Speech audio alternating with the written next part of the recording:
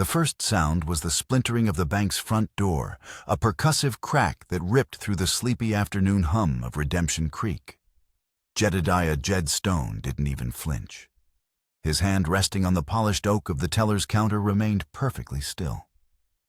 20 years as a U.S. Marshal had burned the instinct for surprise out of him, leaving behind only the cold, patient calculus of survival. 3 men spilled into the room, their faces hidden by dusty bandanas, their movements practiced and efficient. Dust choked the air, swirling in the shafts of late afternoon sun, slanting through the tall windows. Gunfire echoed not the chaotic spray of amateurs, but single deliberate shots into the ceiling that sent plaster raining down like unholy snow. Jed hit the floor, his body moving with a fluid economy that belied his 40-odd years and the deep-set weariness in his eyes. He wasn't a lawman anymore. He was just a rancher trying to deposit a small sum from a cattle sale.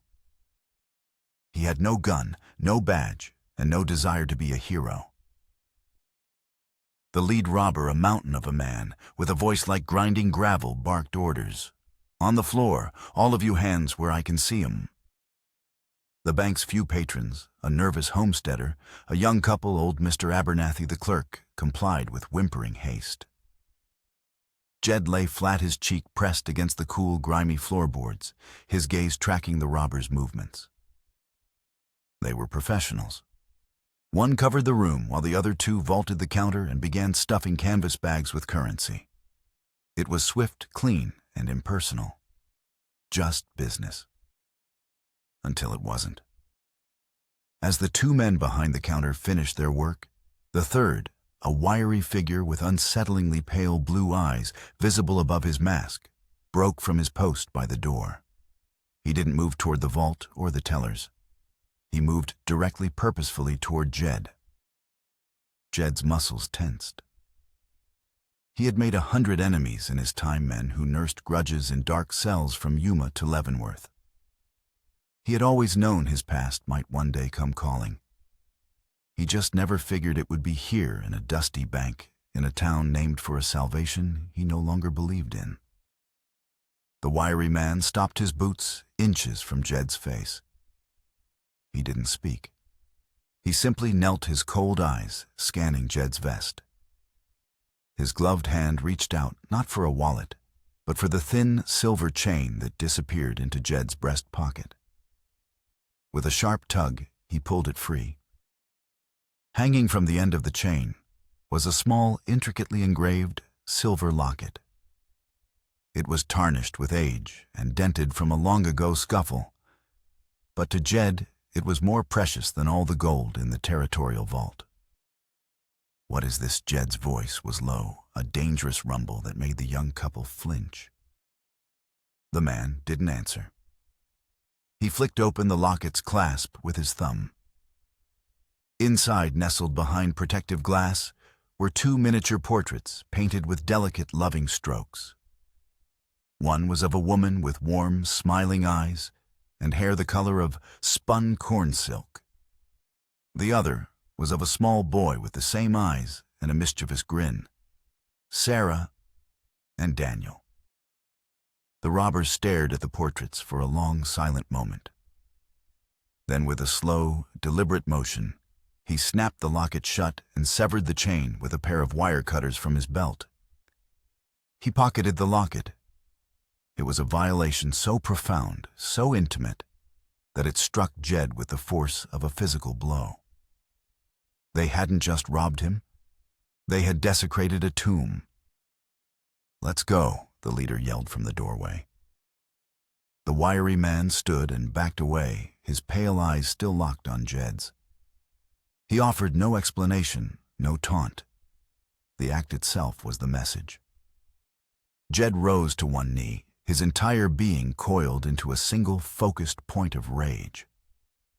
He watched them disappear into the swirling dust of Main Street, their saddlebags heavy with money he couldn't have cared less about. In their possession was the only thing he had left in the world that mattered. The only proof that the man he once was, the husband and father, had ever existed at all. The theft wasn't random. It was a declaration of war. And Jedediah Stone, retired or not, knew only one way to answer. The late afternoon sun bled across the horizon, painting the stark buttes in shades of blood orange and violet as Jed rode toward his ranch. The silence of the open country, usually a comfort, now felt like an accusation. Every gust of wind seemed to whisper their names. Sarah Daniel. His ranch, a sprawling tract of hard-won land he'd named Stone's Throw, was nestled in a shallow valley blessed with a year-round creek. It was the only home his son had ever known, the place where Sarah had planted a garden of stubborn desert roses that still bloomed every spring, a testament to her refusal to be broken by the harshness of the land. Now it felt less like a sanctuary and more like a mausoleum. He unsaddled his horse, the familiar motions of rubbing the animal down and measuring out its feed doing little to soothe the tremor in his hands.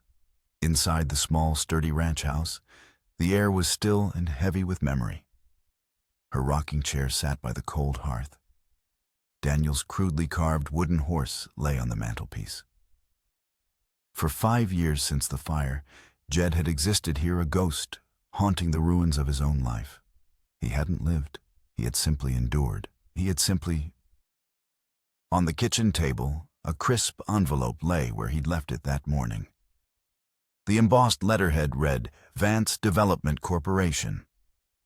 Jed had been receiving them for months, each one containing a progressively more insistent offer to buy his land. The sender, a wealthy tycoon from back east named Silas Vance, was acquiring property all along the projected route for the new railroad line. He had bought out nearly every other rancher in the valley, using a combination of generous offers and veiled threats. Only Jed had refused to sell. This land was not a commodity. It was a headstone. He tore the letter open. The language was colder this time, less an offer and more a final notice. Vance mentioned eminent domain territorial charters and the inevitable march of progress. He was a man accustomed to getting his way. Jed crumpled the letter and tossed it into the hearth. Before today, Vance had been a nuisance, a faceless symbol of the greed that was taming the West into something ugly and predictable. But now, a cold suspicion began to coalesce in the back of his mind. A bank robbery in broad daylight, a professional crew, and a single bizarrely personal theft aimed directly at him. It was too much to be a coincidence. That night, Jed didn't sleep. He sat in Sarah's rocking chair, the rhythmic creak of the runners on the floorboards, the only sound besides the lonely cry of a coyote. He cleaned and oiled the 2 Colt peacemakers he hadn't touched in 5 years, the scent of the gun oil, a familiar acrid perfume that brought back a lifetime of violence he thought he had left behind. The man who had walked into that bank was a rancher. The man who sat in the darkness, the cold weight of polished steel in his hands, was Marshal Jedediah Stone, and he was going hunting. His first stop the next morning wasn't the sheriff's office. It was the Crimson Canary, the only saloon in Redemption Creek that wasn't a grimy spit-and-sawdust pit. It was run by a woman known only as Scarlet, a shrewd operator with eyes that missed nothing and a tongue sharp enough to flay a man's pride from 20 paces. Her establishment was an oasis of guarded neutrality, a place where miners, ranchers, and drifters mingled their loose talk and boasts, weaving a tapestry of the town's secrets. The saloon was quiet in the morning light, smelling of stale beer and old regrets. Scarlet was behind the bar, polishing glasses with a meticulous focus that was almost reverent. Her dark hair was pinned up, and her dress, though simple, was well made and clean.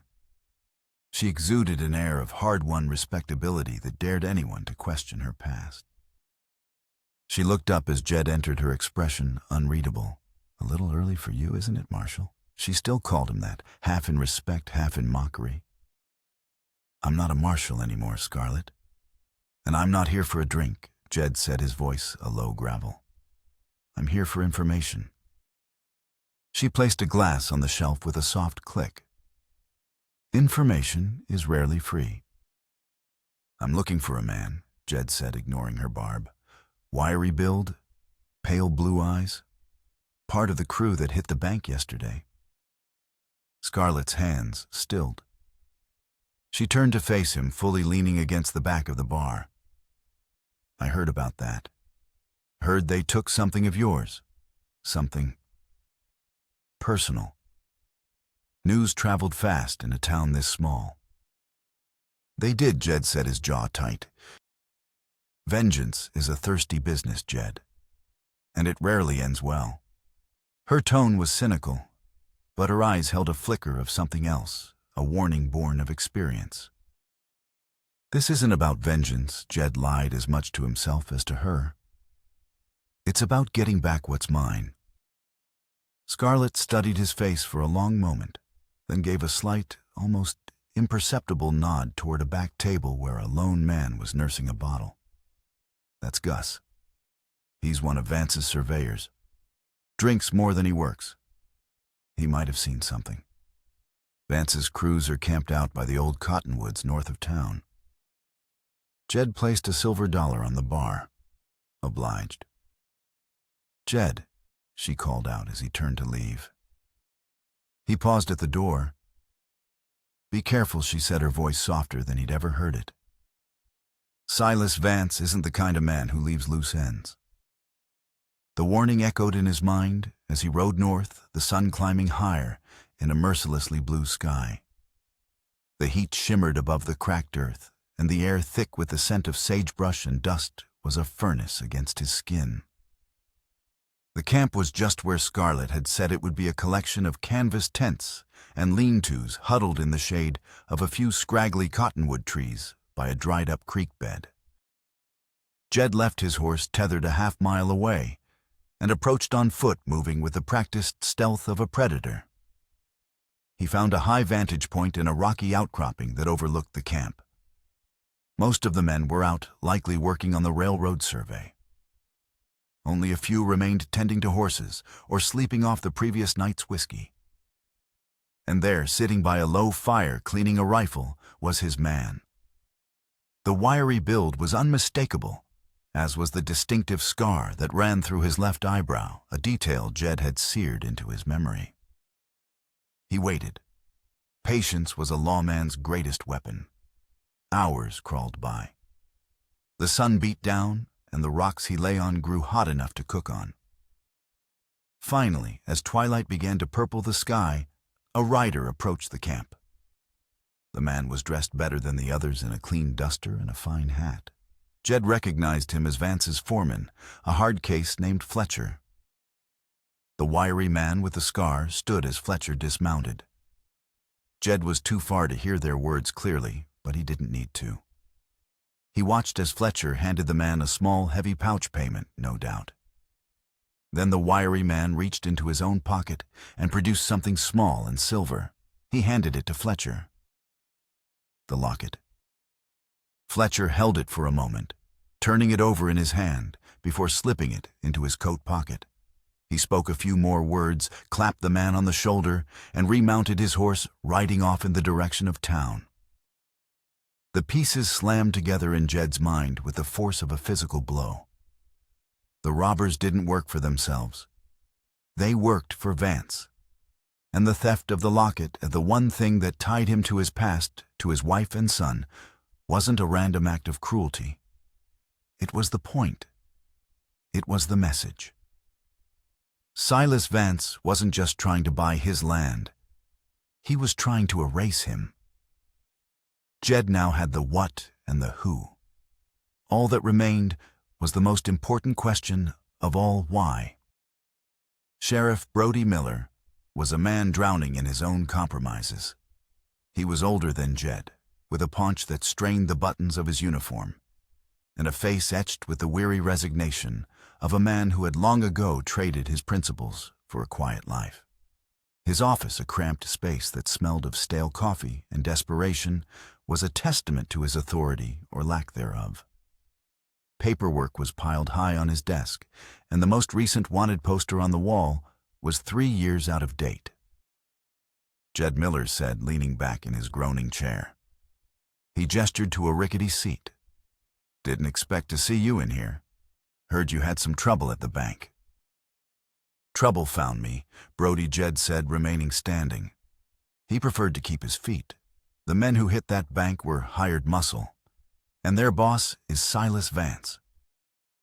Miller's face went slack, the tired lines around his eyes deepening. He picked up a pen and began rolling it between his thumb and forefinger, a nervous habit Jed remembered from years ago. "Now that's a hell of an accusation, Jed. You got proof?" "I saw Vance's foreman Fletcher paying off one of the robbers last night. Watched him hand over my locket." Jed's voice was flat, devoid of emotion.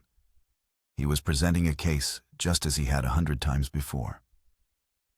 "They work for him. The robbery was a front. The real target was me." The sheriff set the pen down with a click. He wouldn't meet Jed's gaze, focusing instead on a dusty corner of the room. "Look, Jed, maybe you should just let this go." "Let it go." The words were quiet, but they cracked like a whip in the small office. "They put a gun to my wife's memory, Brody. I'm not letting it go." Miller finally looked up, and what Jed saw in his eyes was not malice, but fear. Pure, undiluted fear. "You don't understand," the sheriff whispered, leaning forward across his desk. "Vance owns this town. He bought the bank last month. He holds the mortgage on the general store. 2 of the 3 town council members are on his payroll. He's got the territorial judge in his pocket. He is the law here." He sank back into his chair, the confession draining the last of the fight out of him. "There's nothing I can do. If I make a move against him, I'll be out of a job by noon, and some hard case on his payroll will have this badge by sundown. I've got a wife, Jed. A family." The excuse hung in the air between them, sour and pathetic. Jed felt a cold wave of contempt wash over him, followed by an even colder understanding. He was utterly, completely alone. The system he had dedicated his life to, the very idea of justice he had upheld with his own blood and sweat, was a sham here, a tool for the rich and powerful. "So you're just going to stand by and watch him burn this valley to the ground?" Jed asked, his voice dangerously soft. "He's bringing the railroad, Jed." "That's progress. It's the future," Miller stammered, his defense weak. "It's not progress if it's built on stolen land and broken men," Jed countered. He turned and walked to the door, his boots heavy on the wooden planks. He paused with his hand on the latch.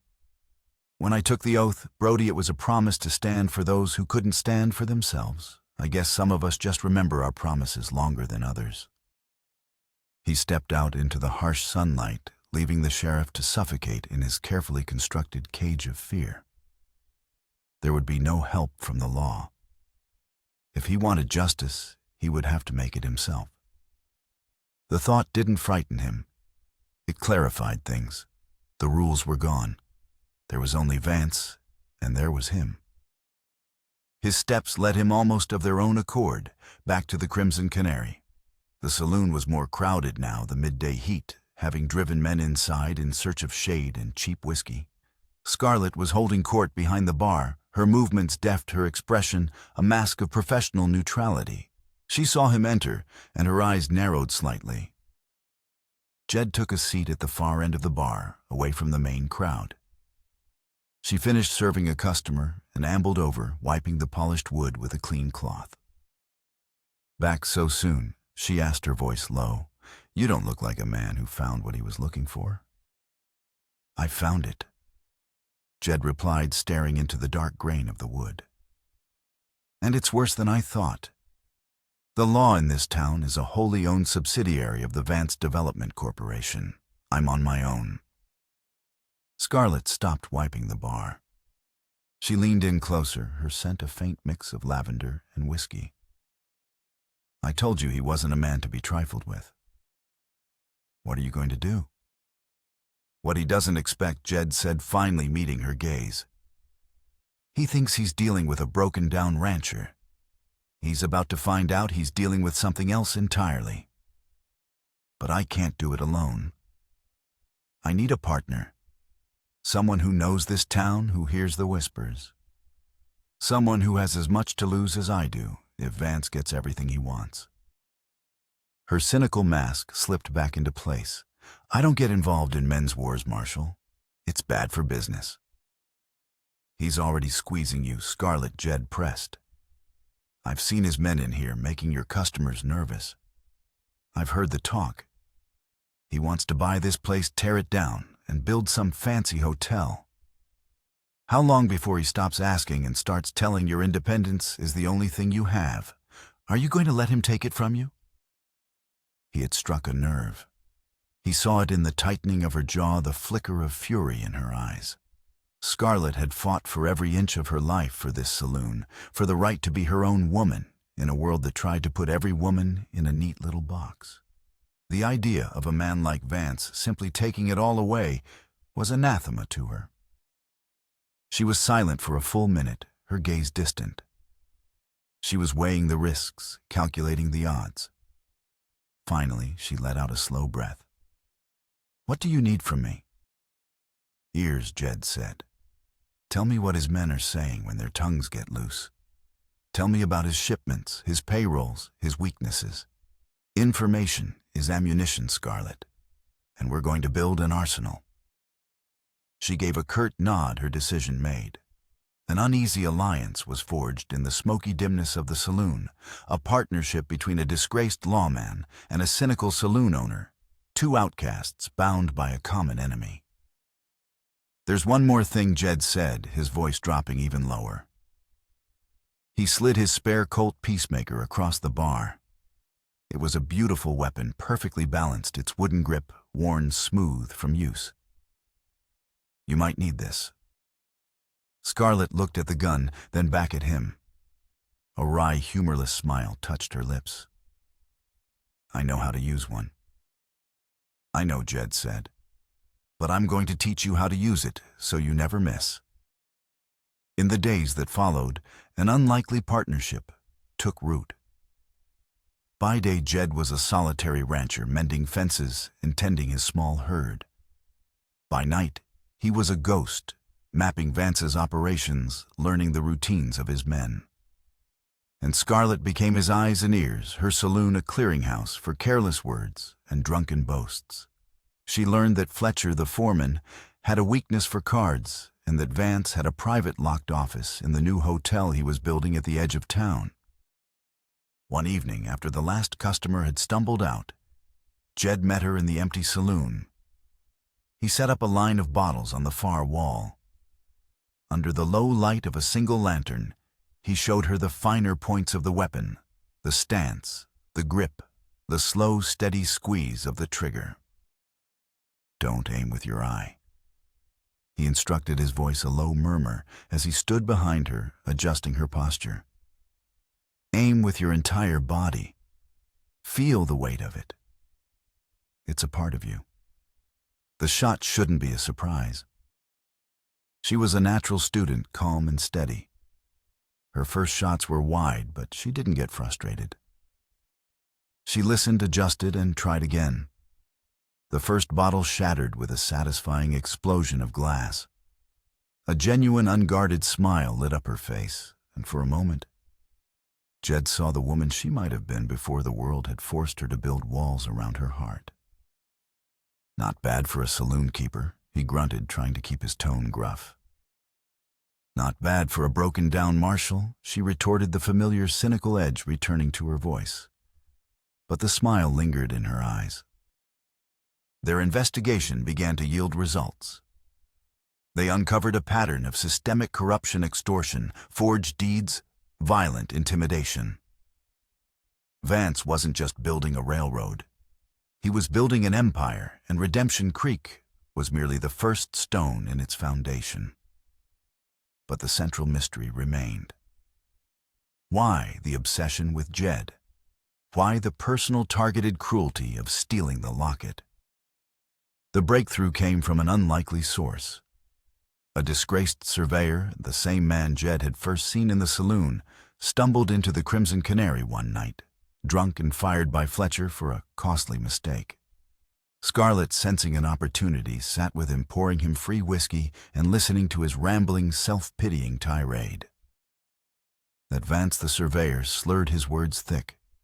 Crazy as a loon. Sits up in his office staring at a painting of some woman. Talks to it sometimes. And the fire. Always talking about the fire. Curses the lawman who let his sister die. Scarlett's blood ran cold. She kept her expression neutral, gently probing for more. His sister, what happened to her? Died in a house fire back east, the man mumbled, his head lolling. Her and her kid? Vance blames her husband, said the man was never there, always off chasing some bounty, some worthless piece of paper, leaving her all alone. He trailed off his words, dissolving into incoherent muttering before he passed out at the table. Later that night, Scarlett relayed the story to Jed. As she spoke, she watched the color drain from his face. Every word was a hammer blow cracking the foundation of his past. Sarah. The fire. He had always believed it was a tragic accident, a tipped lantern, a stray spark. He had been away tracking a gang of killers, a fact that had haunted his every waking moment for 5 years. The guilt had nearly destroyed him. Scarlett, he said, his voice hoarse, unrecognizable. What was her maiden name? He already knew the answer. He saw it in Scarlett's pitying eyes. Vance, she said softly. Her name was Sarah Vance. The world tilted on its axis. Silas Vance was his brother-in-law. This entire elaborate scheme, the land grab, the railroad, the bank robbery. It wasn't about money or power. It was a meticulously crafted revenge plot. A fanatical, grief-stricken vendetta designed to methodically strip away everything Jed loved, everything that reminded him of Sarah, just as Vance believed Jed had let her be stripped from him. He had stolen the locket to steal the memory. He was stealing the land to steal the legacy.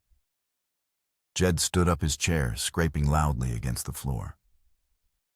There was a terrifying stillness about him, the calm at the center of a hurricane. I'm going to see him, he said. Jed, that's suicide. Scarlett protested, grabbing his arm. He'll be waiting for you. I know, Jed said, his eyes fixed on some distant, terrible horizon. Some things have to be settled face to face. He gently removed her hand from his arm. This is my fight now. He walked out into the night, a man marching toward a reckoning that had been 5 years in the making. He was no longer just a man seeking justice. He was a man confronting the ghosts of his own past, forced to face the devastating possibility that the greatest tragedy of his life might not have been an accident at all. The Vance Hotel stood at the edge of town, a skeletal framework of raw timber reaching into the night sky. It was a monument to one man's ambition, a gaudy promise of a future that had no room for the past. Jed walked through the deserted construction site, his boots silent on the sawdust-covered ground. A single light burned in a top-floor office. He didn't bother with the stairs. He scaled the scaffolding with the silent agility of a man, half his age, his hands finding sure holds on the rough-hewn planks. He moved through an open window frame and into a dark hallway, the Colt heavy in his hand. The door to Vance's office was unlocked. Silas Vance sat behind a massive mahogany desk, a pool of lamplight illuminating the papers spread before him.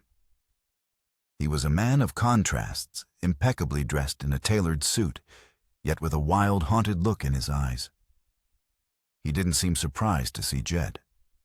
He simply set down his pen and folded his hands on the desk, a faint, condescending smile playing on his lips. Jedediah Vance said, his voice smooth and cultured, a sound that was utterly alien in this rough country. I was wondering when you would finally piece it all together. I must confess you're slower than I remember.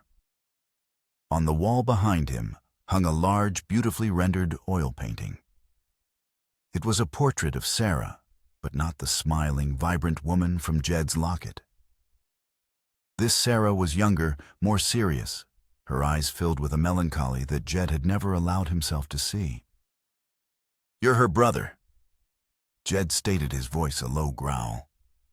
The gun in his hand felt like an extension of his will.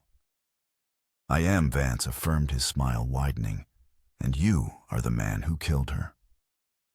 "The fire was an accident," Jed said, the words tasting like ash in his mouth. Vance laughed, a sharp, ugly sound that held no mirth. "An accident? Your absence was not an accident, Jedediah. Your obsession with your badge, with hunting down worthless men for a pittance, that was a choice. You chose your job over your family. You left her alone in that house day after day, night after night. Her letters to me were filled with such loneliness, such despair. Your neglect is what lit the match.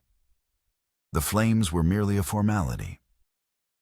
Every word was a carefully aimed dart designed to pierce Jed's armor of grief and guilt. "So this is what this is about?" Jed asked, gesturing around the opulent office. "All this for revenge?" "This is not revenge," Vance hissed, his cultured facade cracking to reveal the raw fanaticism beneath. "This is a balancing of the scales. You took my sister and her child from me, so I will take everything that holds her memory from you. I started with her picture. I will finish with her land. I will tear down that pathetic little house you built for her and erect a monument to progress in its place. I will wipe every trace of your life together from the face of this earth until no one even remembers her name was ever associated with yours." The sheer, venomous totality of his hatred was breathtaking. Jed raised his pistol, the hammer clicking back with lethal finality. But before he could act, the office door creaked open. Fletcher stood there, a shotgun leveled at Jed's chest. He'd been played. The unlocked door, the monologue, it was all a trap. "Drop it," Marshal Fletcher snarled. Jed slowly lowered his weapon. Vance stood up, his composure restored. "You see, Jedediah," he said, smoothing his waistcoat. "You are a relic, a man of simple, brutal violence. I, on the other hand, understand power. The power of money, of influence, of owning the law itself. You never stood a chance." The confrontation had changed everything. Vance now knew that Jed knew the truth. He was no longer a simple obstacle to be removed. He was a direct threat, a man with nothing left to lose. The game had escalated, and Vance was a man who never left his queen undefended. 2 days later, Jed rode to his ranch to find the smoldering ruins of his barn. His small herd of cattle had been driven off. Scrawled in crude letters on his front door were 2 words, "Get out." It was a clear, unambiguous message. But instead of intimidating him, it only hardened his resolve. He returned to town under the cover of darkness and went straight to the Crimson Canary. The saloon was a wreck. Tables were overturned, glass was shattered everywhere, and the long, polished bar was scarred with deep gouges from an axe. Scarlet was in the middle of the chaos, sweeping up broken glass, her face a pale, grim mask of fury. 2 of her bartenders were nursing bruises in a corner. "Vance's men," she said, her voice tight with suppressed rage. She didn't need to elaborate. "They came in an hour ago. Fletcher was leading them. They said the boss was tired of waiting." Jed's heart went cold. "Where are they?" "They took her, Jed." The words hit him like a physical blow. He stared at her, uncomprehending. Took who? But he knew. He knew before she said the name. "They took Scarlet," the bartender said, his voice trembling. "Fletcher said to give you a message. The new depot. Sundown tomorrow. Come alone, or the canary sings her last song." The trap had been sprung. Vance had taken away the only ally Jed had left. He had made it personal again, twisting Jed's own strategy against him. He was forcing a final public confrontation, not in the shadows, but in the open, at the symbol of his new empire, the railroad depot. Jed looked at the destruction around him, at the fear in the eyes of Scarlett's employees. This was his fault. He had brought this down on her. He had underestimated Vance's ruthlessness, and now Scarlett was paying the price. The world turned the color of rust. A furious dust storm born in the distant plains descended on Redemption Creek, scouring the landscape with wind and sand. Visibility dropped to near zero. The air was thick and suffocating the sun, a pale, impotent disk behind a veil of roiling brown. It was a fitting backdrop for the end of the world. Jed's world, at least. He rode toward the half-constructed railroad depot, a lone figure against the apocalyptic sky. The wind tore at his duster, and grit stung his eyes, but he barely noticed. His senses were honed to a razor's edge, every nerve alive with a cold, clear purpose. He was no longer a grieving rancher or a conflicted man. He was an instrument of justice stripped down to his most essential function. The depot was a skeletal ghost in the storm, a labyrinth of raw timber, stacked crates, and deep shadows. The wind howled through the gaps in its unfinished walls, creating a symphony of shrieks and groans. It was the perfect killing ground, chaotic, disorienting, and loud enough to muffle the sound of a gunshot. He dismounted, leaving his horse to fend for itself, and slipped into the structure like a phantom. He moved with a lifetime of experience, his feet making no sound on the sandy floorboards. He could feel them before he could see them, the subtle shift of a shadow, the nervous scrape of a boot. Vance's men. At least 4 of them positioned as sentries. The first was behind a stack of railroad ties. He was young, nervous, peering out into the brown gloom. Jed came up behind him, a whisper in the wind. A single efficient blow to the back of the head, and the man crumpled without a sound. Jed took his rifle. He used the storm to his advantage, the gusts of wind masking his movements. He became a part of the chaos, a predator using the environment as his camouflage. The second man was on a half-finished upper landing. Jed climbed a nearby scaffold, the wind threatening to tear him from his perch. He dropped down behind the man, his knife a cold, silent threat against the man's throat. "Drop it," Jed whispered. The rifle clattered to the floor. Jed disarmed him and left him bound and gagged with his own bandana. 2 down. Fletcher and Vance remained, and Scarlett. He found them in the main waiting area, a large cavernous space where the wind swirled in violent eddies. Scarlett was tied to a central support pillar. Her face was bruised, but her eyes were defiant, blazing with a fire that even Vance couldn't extinguish. Vance stood beside her, a picture of calm elegance amidst the storm. Fletcher stood a few feet away, shotgun held at the ready, his eyes scanning the gloom. "I knew you would come," Jedediah Vance called out over the howl of the wind. "A moth to the flame. It is your defining characteristic." "Let her go, Vance." Jed's voice boomed from the shadows. He kept moving, a disembodied voice that seemed to come from everywhere at once. "Your fight is with me." "All in due time," Vance replied, a cruel smile on his face. He drew a small, ornate derringer and pressed it to Scarlett's temple. "But first you will come out where I can see you. You will lay down your weapons. And you will beg for the life of this woman, just as I imagine my sister begged for hers while you were off playing hero." The whistle of an approaching train cut through the storm, a long, mournful cry. It was a sound Jed had been waiting for. The ticking clock. "Wrong," Jed's voice echoed again, this time from a different direction. A shot rang out, not from the shadows, but from outside. The young sentry's rifle, which Jed had propped against a window frame and aimed at a metal water barrel. The bullet ricocheted with a loud clang, a calculated distraction. For a split second, Fletcher's attention was diverted. It was all Jed needed. He burst from behind a stack of crates, his Colt barking twice. The first shot took Fletcher in the shoulder, spinning him around. The second shattered the shotgun in his hands. He went down howling in pain and surprise. Jed was a blur of motion, closing the distance to Vance. Vance fired the Derringer, but Jed was already diving, rolling through the dust and debris. The bullet went wide, splintering the pillar inches from Scarlett's head. Jed came up on one knee, his gun leveled at Vance's heart. It was over. But Vance wasn't finished. With a snarl of desperation, he lunged not at Jed, but at the support pillar, grabbing a lantern that hung from a hook. He smashed it against the wood. Oil and flame exploded outwards.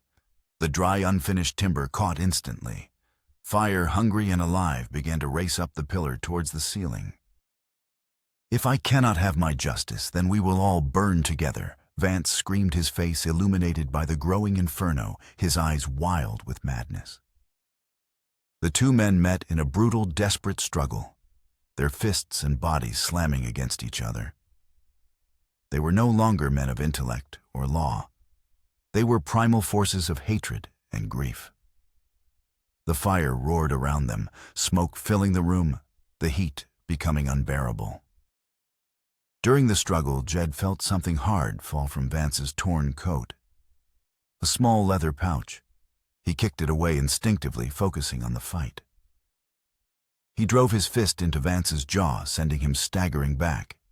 He had him. He could end it right there. A single bullet was all it would take. An eye for an eye. Justice for Sarah. But as he raised the gun, his eyes fell on the leather pouch. Something compelled him to reach for it. He tore it open. Inside was not a weapon or money, but a piece of paper folded and scorched at the edges. A letter. He recognized the handwriting instantly. It was Sarah's. His blood ran cold. He scanned the frantic, half-legible script, the words seeming to leap out at him from the page seared into his soul by the firelight. "My dearest Silas, cannot live this life of waiting any longer. He is a good man, but he is married to his badge, not to me. Each time he leaves, a part of me dies. I must return to you, to a life where I am not a ghost in my own home. He will never understand. Please forgive me." The truth hit Jed with the force of a physical collapse. His entire mission of righteous vengeance, his 5 years of sacred grief, were built on a lie. Sarah had been leaving him. The fire hadn't just taken her from him. It had taken her from a life she was desperate to escape. His idealized memory of a perfect marriage was a fiction he had constructed to survive his own guilt. He wasn't a flawless hero avenging his martyred wife. He was a flawed, neglectful husband whose actions had driven his wife to despair. The train thundered past the depot, its immense power shaking the very foundations of the burning structure. The roar filled Jed's head, drowning out the fire, the storm, and Vance's mad laughter. He looked at his brother-in-law, a man twisted into a monster by a grief as profound and misguided as his own. He saw not an enemy, but a mirror. Revenge was easy. It was a fire that consumed everything. Redemption was harder. It required facing the truth, no matter how ugly. Jed lowered his gun. With a surge of strength, born not of anger, but of a terrible newfound clarity, he lunged forward. He didn't shoot. He struck Vance with the barrel of his pistol, a hard, clean blow to the temple. Vance crumpled to the floor unconscious. Jed turned, ignoring the flames that licked at his duster and sliced through the ropes binding Scarlett. "Let's go," he yelled, pulling her toward an exit as the roof above them began to groan, threatening to collapse. They stumbled out into the raging storm, leaving the inferno to consume the depot, the fire a roaring funeral pyre for 2 men's lies. As the dust storm abated, it left behind a world washed clean, the dawn air crisp and cool. Jed led a horse carrying the bound and unconscious form of Silas Vance back into Redemption Creek. Scarlett walked beside him, weary and bruised, but alive and unbroken. He had presented the evidence. They had gathered the forged deeds, the witness testimonies, the confession of Vance's surveyor to a federal judge, who by a stroke of fate had been on the train that had been forced to stop just outside of town due to the fire. The edifice of corruption Vance had built crumbled overnight. His men leaderless and unpaid, scattered to the winds. Sheriff Miller quietly turned in his badge and left town before the sun was fully up.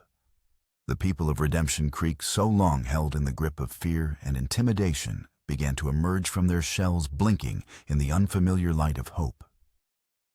Jed did not stay to see it. He rode back to his ranch, the scorched letter a heavy weight in his pocket. He sat in Sarah's rocking chair for a day and a night, not moving, not eating. He reread the fragmented words of her letter until they were burned into his memory. He grieved not for the idealized woman he had lost, but for the real unhappy woman he had never truly known. He grieved for his own blindness, for the years he had spent chasing justice for strangers, while ignoring the quiet desperation in his own home. It was a deeper, more honest grief than any he had ever felt. The falling action was not in the town, but in the quiet, desolate landscape of his own heart.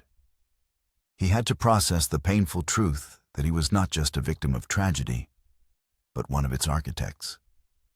He had to learn to forgive Sarah for wanting to leave, and hardest of all, to forgive himself for giving her a reason. Months later, autumn had laid its gentle hand on the valley. The scorched earth around the depot was already sprouting new stubborn grass. Redemption Creek was healing, led by a new town council in which Jed reluctantly had agreed to serve. The final scene of his old life played out at the small windswept cemetery on the hill overlooking his ranch. 2 simple wooden crosses marked the graves of Sarah and Daniel. The late afternoon sun cast long shadows as Jed stood before them. The air was still peaceful. He took the silver locket from his pocket. He had spent weeks painstakingly repairing the chain and polishing the silver until it shone. He opened it one last time, looking at the smiling faces of the woman and child he had loved. "I'm sorry, Sarah," he whispered, his voice rough with emotion. "I'm sorry I wasn't the man you needed. I'm sorry I didn't see." He spoke not of perfect love, but of profound regret, of a hard-won understanding. It was an apology, a confession, and a release.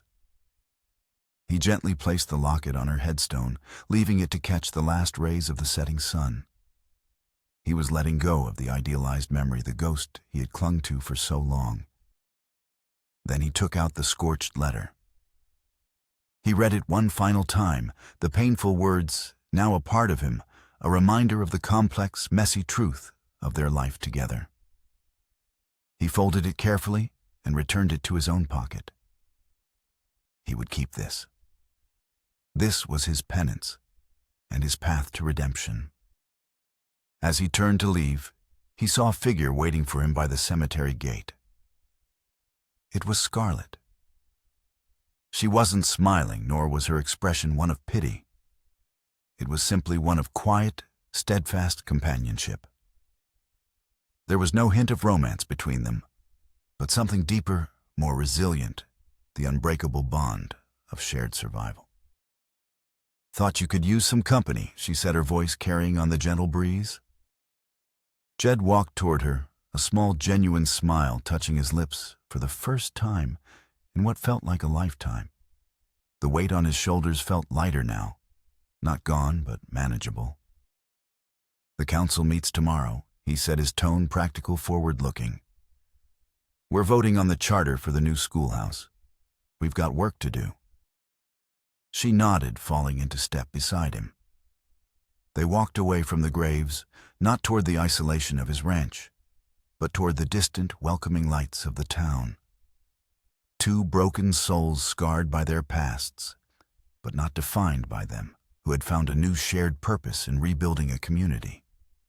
They were forging a chosen family, not from romance or obligation, but from mutual respect and a shared commitment to building a better future, one that had room for forgiveness, acceptance, and second chances.